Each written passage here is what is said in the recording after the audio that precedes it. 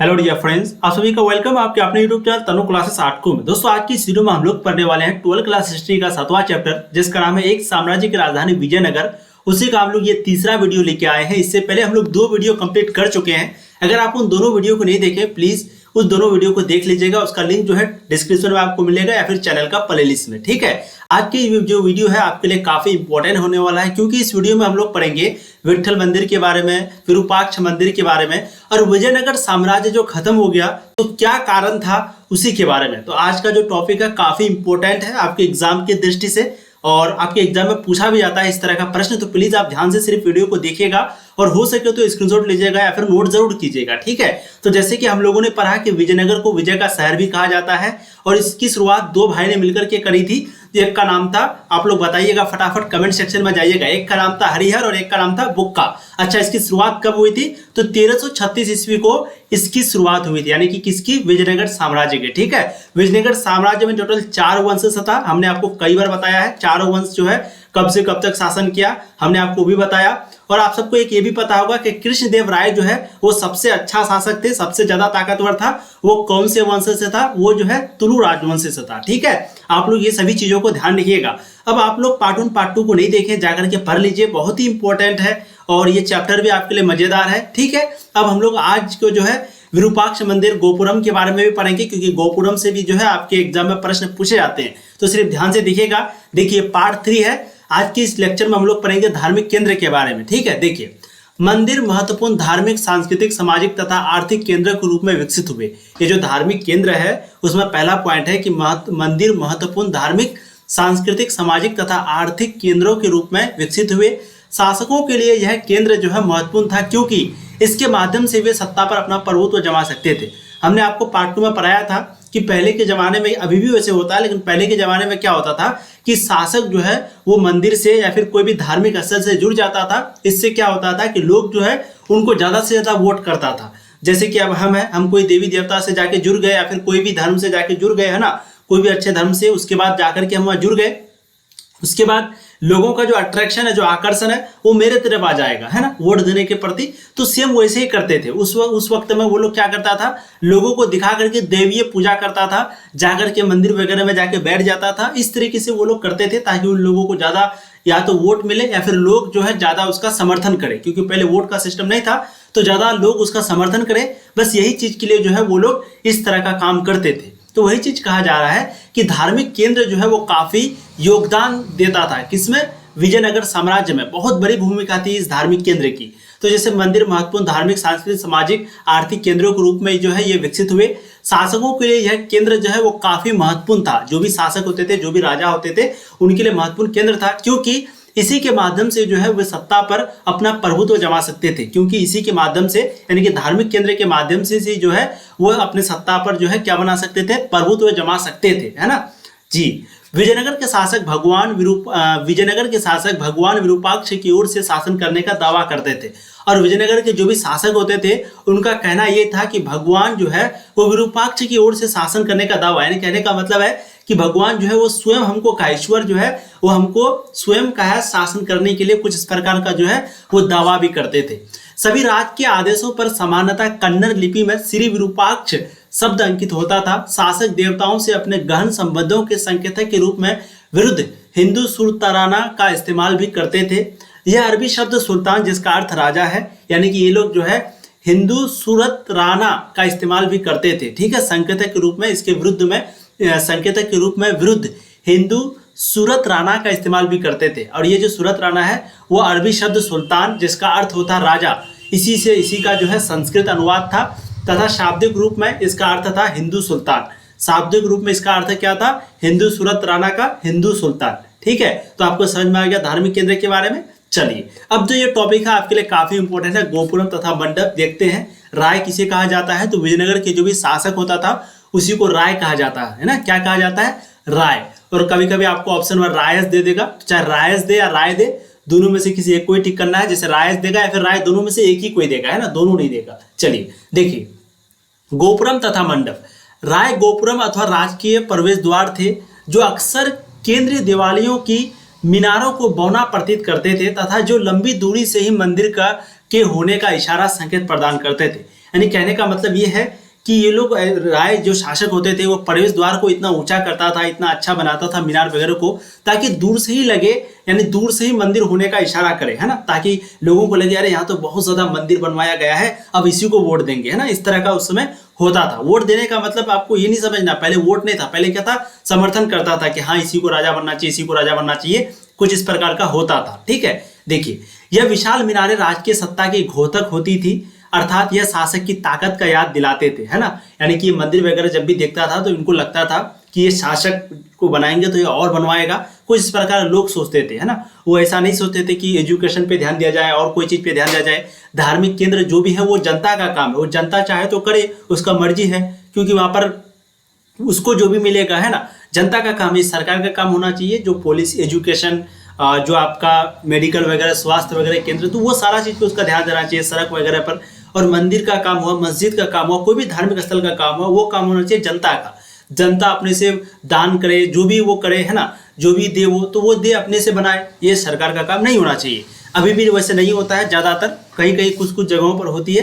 तो सेम वही चीज है पहले के, जब उस समय यानी कि विजयनगर साम्राज्य में विशाल मीनारे इस तरह के बनवाए जाते थे ताकि लोग इससे क्या हो, आकर्षित हो। ठीक है, विरूपाक्ष मंदिर का निर्माण कई शताब्दियों में हुआ था, परंतु अभिलेखों के अनुसार सबसे प्राचीन मंदिर 9वीं 10वीं शताब्दियों का था। ठीक है, तो विरूपाक्ष मंदिर का जो निर्माण है वो कई शताब्दियों में हुआ था, बहुत ही कई शताब्दियों का मतलब कई सौ वर्षों में हुआ था।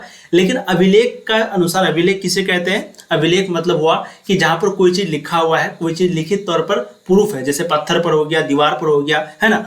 तो उसके मतलब कि इसके अनुसार अगर हम लोग बात करें तो प्राचीन मंदिर जो है वो 9वीं 10वीं शताब्दियों का ही था। ठीक है, तो ये विरूपाक्ष मंदिर जो है वो 9वीं 10वीं शताब्दियों का ही था। अब आगे देखिए, पूर्वी गोपुरम के निर्माण का श्रेय जो है वो कृष्णदेव राय को दिया जाता है। यानी कि पूर्वी गोपुरम का जो निर्माण का जो श्रेय है वो किसको दिया जाता है, कृष्णदेव राय को, जो कि बहुत ही ताकतवर राजा थे, अच्छे शासक थे।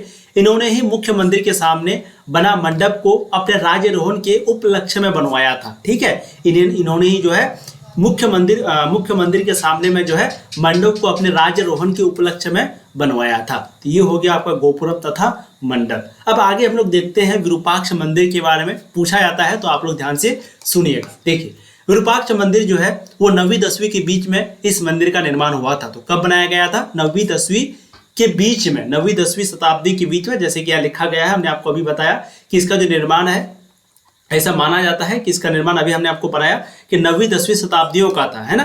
किसके अनुसार बताया जाता है, तो अभिलेखों के अनुसार। तो वही चीज है कि विरूपाक्ष मंदिर का जो निर्माण है वो 9वीं 10वीं के बीच में इस मंदिर का निर्माण हुआ था। यह मंदिर जो है वो कर्नाटक राज्य के हम्पी में तुंगभद्रा नदी के किनारे पर स्थित एक पवित्र स्थान और ऐतिहासिक स्थल है। ठीक है, चीजें यहाँ पर आपको समझ में आनी चाहिए कि यह मंदिर जो है वो कर्नाटक राज्य के हम्पी में तुंगभद्रा नदी के किनारे पर स्थित एक पवित्र स्थान और ऐतिहासिक स्थल है। ठीक है, यह मंदिर शिव भगवान को समर्पित है। इस मंदिर की दीवार में नृत्य करने यानी कि डांस करने, युद्ध करने, शिकार करने जैसे चित्र जो है इस मंदिर में बने हुए हैं। ठीक है, तो आप लोग यहाँ पर स्क्रीनशॉट ले लीजिए। विरूपाक्ष मंदिर के बारे में ये 5 पॉइंट आपको लिखना है। गोपुरम तथा मंडप के बारे में भी ये थोड़ा बहुत लिख देना है, और धार्मिक केंद्र के बारे में हो सके तो 1-2 लाइन इनमें से लिख देना अगर पूछ दे तो। ठीक है, अब आगे हम लोग बात करते हैं विट्ठल मंदिर के बारे में। देखिए, यह भी एक अति आकर्षक और दर्शनीय मंदिर था। मैंने कहा ना कि मंदिर वगैरह इसलिए बनवाया जाता था उस वक्त में ताकि लोगों का आकर्षित, लोगों का अट्रैक्शन जो है वो राजा की ओर हो, शासक की ओर हो। तो विट्ठल मंदिर का भी निर्माण हुआ था, और जाहिर सी बात है ये भी बहुत ही ज्यादा आकर्षक था, अट्रैक्टिव था और दर्शनीय था। लोग जो है इनका दर्शन करने के लिए जाते थे, है ना। इस मंदिर की दीवार पर ऊपर से नीचे तक तांबे के पात्र से बने हुए थे। यानी कि इस मंदिर की जो दीवार है वो ऊपर से नीचे तक तांबे के पात्र से बने हुए थे। ठीक है, इस मंदिर की छत पर जानवरों की मूर्ति बनी हुई थी। इस मंदिर की छत पर जानवरों की मूर्ति बनी हुई थी। इस मंदिर में लगभग 2500 के आसपास दीपक जले हुए मिले हैं। दीपक जले हुए मिलने का मतलब हुआ कि ऐसा दीपक जो कि उस वक्त में जला हुआ था, तो लगभग कितना, 2500। तो ध्यान रखिएगा, इस मंदिर में यानी कि विट्ठल मंदिर में जो है लगभग 2500 के आसपास दीपक जले हुए मिले हैं। यहाँ पर भगवान विष्णु की पूजा की जाती थी। तो ये दोनों चीज को ध्यान रखना है। यहाँ पर जो है शिव भगवान की, कौन से मंदिर में, विरूपाक्ष मंदिर में, विरूपाक्ष मंदिर में शिव भगवान की, तो वैसे ही जो है विट्ठल मंदिर में यहाँ पर बिल्कुल भगवान विष्णु की पूजा की जाती थी। ठीक है, ये सारा चीज आपको विट्ठल मंदिर के बारे में लिखना है। अब यहाँ के प्रमुख देवता जो है वो विट्ठल थे, जो सामान्यतः महाराष्ट्र में पूजे जाने वाले विष्णु के एक रूप है। ठीक है, प्रमुख देवता कौन है, विट्ठल थे, जो कि महाराष्ट्र में पूजे जाने विष्णु का एक रूप है। जो महाराष्ट्र में जो विष्णु पूजा जाता है तो उन्हीं का एक रूप है विट्ठल। इस मंदिर के परिसरों का एक चारित्रिक विशेषता रत गलियां हैं जो मंदिर के गोपुरम से सीधी रेखा में जाती है। इन गलियों का फर्श पत्थर के टुकड़ों से बनवाया गया था। ठीक है, इस मंदिर का जो फर्श है वो पत्थर के टुकड़ों से बनवाया गया था। तो ये था आपका विट्ठल मंदिर। हो सके तो इसका भी आप स्क्रीनशॉट ले लीजिए। अब आगे हम लोग बात करते हैं विजयनगर साम्राज्य के पतन के कारण, जो कि मोस्ट वीवीआई है। मोस्ट वीवीआई, जी हाँ, क्योंकि पूछा जाता है। तो देखिए विजयनगर साम्राज्य का क्या क्या पतन का कारण था, इसको एक एक करके देखते हैं। सबसे पहला कारण है अयोग्य शासक। कृष्णदेव राय के बाद जितने भी शासक आए वो उतने योग्य नहीं थे। वे सभी युद्ध में मतलब या हार होगा, ठीक है, युद्ध में हार जाते थे। जैसे आपने मुगल सल्तनत के बारे में भी देखा होगा कि औरंगजेब के शासन के बाद जितने भी शासक आए तो वो सभी जो है उतने ताकतवर नहीं थे, या फिर कहें तो वो सभी युद्ध में जो है हार जाते थे। तो सेम विजयनगर साम्राज्य के साथ भी वही था। विजयनगर साम्राज्य में कोई भी अयोग्य शासक थे, यानी कि कोई भी योग्य नहीं था, उस लायक नहीं था। वो क्या था? अयोग्य था, यानी कि उस लायक वो नहीं था। तो कृष्णदेव राय के बाद जितना भी राजा आया, जितना भी शासक आया, वो सभी जो है युद्ध में हार जाते थे। ठीक है, युद्ध नीति और संचालन में गिरावट, यानी कृष्णदेव राय के बाद सैनिक शक्ति, संगठन और कुशलता नहीं रही, जिसकी वजह से शासक बार बार हार जाता था। यानी कहने का मतलब हुआ कि उनके जो भी सैनिक होते थे, सैनिक शक्ति, जो सैन्य शक्ति होता था, वो कहीं ना कहीं कम होती चली गई। संगठन यूनिटी नहीं रहा, एकता बिल्कुल भी नहीं रहा, जिसके कारण वो लोग जो है युद्ध को बार बार हार जाते थे। निरंकुश शासक, अधिकांश शासक जो है वो निरंकुश होते थे, जिस कारण विजयनगर के लोग इनको पसंद नहीं करते थे। ये भी बहुत बड़ा रीजन है। अब इसको आप ऐसे समझ सकते हैं कि जैसे अब मान लेते हैं कुछ लोग हैं जो कि जैसे मान लेते हैं टोटल 100 लोग हैं, ठीक है, 100 लोग में एक राजा है। अब ये राजा जो है वो निरंकुश है, तो इसमें से क्या करेगा, मात्र 50 लोग जो है वो इसका सपोर्ट में होगा, 50 लोग क्या होगा, इसके खिलाफ में होगा। अब अगर इस पर आक्रमण करेगा तो ये जो 50 लोग इसके खिलाफ होगा वो तो कभी सपोर्ट नहीं करेगा, वो कहेगा भले खत्म हो रहा है। जबकि यहाँ पर ये खत्म होने से क्या होगा कि दूसरा आने से वो और इन पर राज करेगा, है ना। लेकिन ये 50 क्या सोचेगा कि ये भले खत्म हो रहा है। क्यों ऐसा सोचेगा? क्योंकि ये निरंकुश है, ये जो है लोगों पर अत्याचार करता है, गरीबों से बिना मतलब का टैक्स वसूलता है। ठीक है, तो निरंकुश शासक, यानी कि जितने भी कृष्णदेव राय के बाद जो भी लोग आए, जो भी शासक आए, वो क्या थे? अधिकांश, ज्यादातर, यानी सभी नहीं, ज्यादातर लोग जो है, ज्यादातर शासक जो है वो निरंकुश होते थे, जिस कारण जो है विजयनगर के लोग इनको पसंद नहीं करते थे।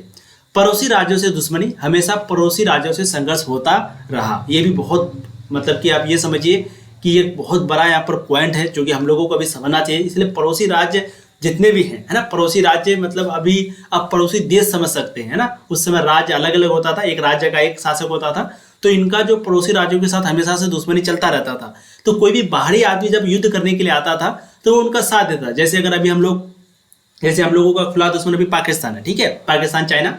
तो कोई भी अगर मान लेते हैं 2 मिनट के लिए हम लोग कि अमेरिका वाला जो है वो चाहे पाकिस्तान या फिर चाइना के पास आए, वैसे पाकिस्तान और चाइना का, अमेरिका और चाइना का बहुत बड़ा दुश्मनी है, वो तो हद से ज़्यादा बड़ा है। लेकिन इनकेस अगर मान लेते हैं अमेरिका का दुश्मनी जो है वो इंडिया से हो गया, तो वो पाकिस्तान के पास आएगा या फिर चाइना के पास आएगा, तो पाकिस्तान, चाइना जो है तुरंत उसका सपोर्ट कर देगा, है ना। कहने मतलब एग्जाम्पल हम आपको मान लेने के लिए बस कह रहे हैं कि मान ले तो पाकिस्तान के पास आया तो पाकिस्तान उनका तुरंत सपोर्ट कर देगा। क्यों करेगा? क्योंकि पाकिस्तान जो है वो हम लोगों का दुश्मन है ना। वो जानता है कि भाई चलो दुश्मन को मारे तो दुश्मन का दुश्मन मेरा दोस्त। कहने का मतलब हुआ क्योंकि हम अमेरिका वाले के भी दुश्मन हो गए, पाकिस्तान वाले के भी दुश्मन हो गए, तो पाकिस्तान और अमेरिका क्या हो गया? दोस्त हो गया, है ना। तो यही चीज़ है। इसलिए पड़ोसी देशों से अगर अच्छा संबंध रहेगा तो जल्दी पाकिस्तान हो चाहे कोई भी देश हो वो जल्दी उनका साथ नहीं देगा, जिसके कारण हम लोग सेफ रहेंगे। तो इसलिए पड़ोसी राज्यों से भी दुश्मनी नहीं होनी चाहिए।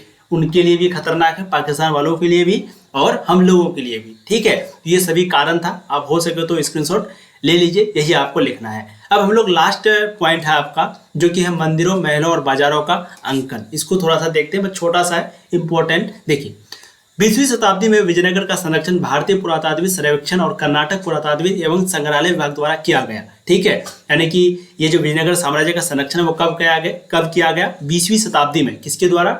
एक पुरातात्विक के द्वारा, भारतीय पुरातात्विक के द्वारा, कर्नाटक पुरातात्विक के द्वारा और संग्रहालय विभाग के द्वारा, यानी कि म्यूजियम विभाग के द्वारा जो है किया गया। 1976 ईस्वी में हम्पी को राष्ट्रीय महत्व के स्थल के रूप में मान्यता मिली। और 1976 को, इस पॉइंट को ध्यान रखिएगा कि हम्पी को जो है राष्ट्रीय महत्व के स्थल के रूप में 1976 में मान्यता मिली थी। ठीक है, 1980 के दशक के शुरुआत में विविध प्रकार के अभिलेखन प्रयोग से व्यापक तथा गहन सर्वेक्षण के माध्यम से विजयनगर से मिले भौतिक अवशेषों के सूक्ष्मता से प्रलेखन की एक महत्वपूर्ण परियोजना की शुरुआत की गई। लगभग 20 साल के काल में पूरी दुनिया के दर्जनों विद्वानों ने इस जानकारी को इकट्ठा और संरक्षित करने का काम किया। चीजें आपको समझ में आ गई। अब आगे देखते हैं। इसका पहला चरण था कि पूरी दुनिया को 25 वर्गाकार भागों में बांटकर वर्णमाला के अक्षर द्वारा इंगित करना, फिर इन खंडों को छोटे छोटे वर्गों में बांटना। ठीक है, तो ये वैसे इतना इंपॉर्टेंट नहीं था, बस ये ध्यान रखिएगा कि हम्पी को राष्ट्रीय महत्व के स्थल के रूप में जो है 1976 ईस्वी में बिल्कुल मान्यता मिली थी। ठीक है, तो ये चैप्टर जो है आपका समाप्त होता है। Thank you so much. Please video को अभी तक लाइक नहीं किया, लाइक कर दीजिएगा। सब्सक्राइब तो चैनल को कर दीजिए और साथ में वीडियो छोड़ने से पहले एक बार शेयर कर दीजिए, ताकि जो भी आपके दोस्त अभी तक पढ़ाई शुरू नहीं किए हैं वो कर लें। ठीक है, और पार्ट 1 पार्ट 2 को नहीं देखे उनको देख लीजिएगा।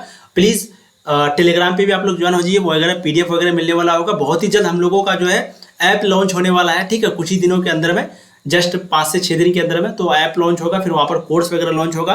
तो हम तो वैसे सारा चीज़ आपको बताएंगे, इसलिए आप लोग टेलीग्राम पे ज्वाइन हो जाइए। ठीक है, और वेबसाइट पे आपको जो है सारा PDF फ्री मिलता है। tanuclasses.com वेबसाइट का नाम है, वहाँ भी जाके जो है आप लोग अच्छे से पढ़ाई करें। ठीक है, थैंक यू सो मच। समय आपके पास बहुत ज़्यादा अब नहीं है, तो प्लीज़ अच्छे से पढ़ाई करें और मेहनत करें। मेहनत करने पर फल जो है वो 100% आपको मिलेगा ही मिलेगा, बस मेहनत करना शर्त है। ठीक है, थैंक यू।